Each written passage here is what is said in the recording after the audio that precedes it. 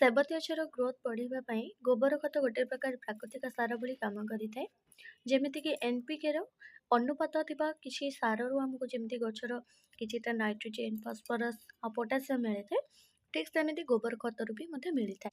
ଗଛ ଯେତେବେଳେ ରିପୋର୍ଟିଂ କରୁଛନ୍ତି ତ ସେତେବେଳେ ମାଟି ଯେଉଁ ପ୍ରିପେୟାର କରୁଛନ୍ତି ସେଥିରେ ଗୋବର ଖତ ମିଶାଇ ପାରିବେ। ଏନ୍.ପି.କେ. ର ଏମିତି ବହୁତ ଅନୁପାତ ଅନୁସାରେ ବହୁତ ପ୍ରକାର ସାର ମିଳେ, ଭେରାଇଟି ଅନୁସାରେ ଆଉ ସିଜନ୍ ଅନୁସାରେ ବି ବହୁତ ଭେରାଇଟି ମିଳେ।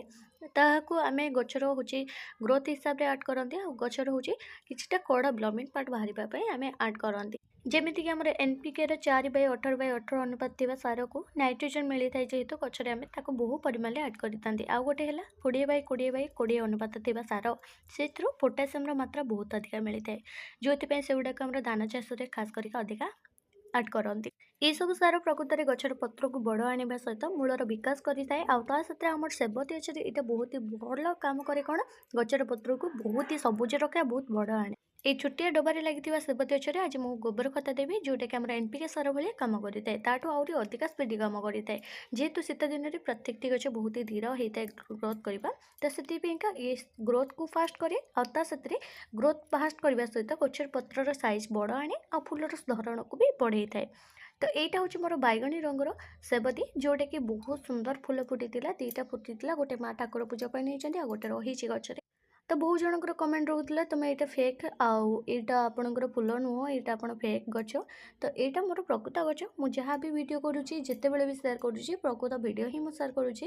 ତ ମୋର ଯେଉଁ ବାଇଗଣୀ ପୂର୍ବରୁ ଗୋଟେ ଭିଡ଼ିଓ କରିଥିଲି ଫୁଲ ତୋଳିବା ବେଳେ, ସେଇଟା ଗୋଟେ ହେଉଛି ପ୍ରକୃତରେ ମୋର ଗୋଟେ ବଡ଼ ଗ୍ରୋଥ୍ ମାନେ ଅଲଗା ଗୋଟେ ବଡ଼ କଣ୍ଟେନର୍‌ରେ ଲାଗିଥିଲା।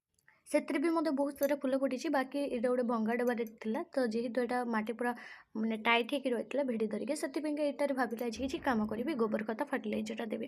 ତ ଏଇଠି ଗୋବର ଖତକୁ ମୁଁ 2 ଦିନ ଭିଜେଇକି ରଖିଥିଲି। ଭିଜେଇକି ରଖିଲା ପରେ ଏଇଟା ଗୋଟେ ଫର୍ଟିଲାଇଜର୍ ହେଇଯାଇଛି। 2 ଠିପି ମାପର ଏଠି ମୁଁ ଫର୍ଟିଲାଇଜର୍ ନେଇଛି।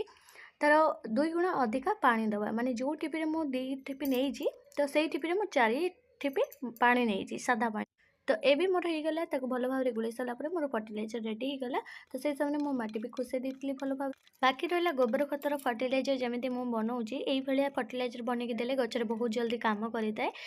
ତ ଗୋବର ଖତଟା ଟିକେ ଡେରି ହୁଏ କାମ କରିବା, ପାଣି ଦେଲେ ସେଇଟା ଭିଜିଥାଏ, ଭିଜିକି ଏଇଟା ଫର୍ଟିଲାଇଜର୍ ଭଳିଆ ଫ୍ରେମ୍‌ରେ ଆମ ଗଛକୁ ଖାଦ୍ୟ ଯୋଗାଇଥାଏ। କିନ୍ତୁ ଏଇଟା ଟିକେ ଜଲ୍ଦି କାମ କରିଥାଏ, ଚେରର ସହିତ ଗଛକୁ ବି ମଧ୍ୟ ଭିଟାମିନ୍ ଖାଦ୍ୟ ଭଳିଆ ଯୋଗାଇଥାଏ। ଏଇଟା ଗୋଟେ ତରଳ ଖତ ବା ତରଳ ସାର ପରିକା ବ୍ୟବହାର କରାଯାଏ ଆଉ ଧୀରେ ବଢ଼ୁଥିବା ଗଛକୁ ଜଲ୍ଦି ବଢ଼ିବା ପାଇଁ ଗୋଟେ ପ୍ରକାର ଇଏ ସାହାଯ୍ୟ କରିଥାଏ। ଏହାର ଶୁଖିଲା ପାଉଡରଟା ଯଦି ଆପଣ ଦେବେ, ମାଟି ଭୁରଭୁରି ବନେଇ ରଖିବା ସହିତ pHର ଲେଭେଲ୍‌କୁ କଣ୍ଟ୍ରୋଲ କରିଥାଏ ଆଉ ବହୁତ ସାରା ଆମ ଗଛକୁ ନ୍ୟୁଟ୍ରିସନ୍ ଯୋଗାଇଥାଏ, ଯେଉଁଥିପାଇଁ ଫୁଲର ଧରଣ କାଫି ଅଧିକା ଆସେ, ଗ୍ରୋଥ୍ ବି ବହୁତ ଭଲ ରହେ। ଆଶା କରୁଛି ଆଜିର ଭିଡ଼ିଓଟି ଭଲ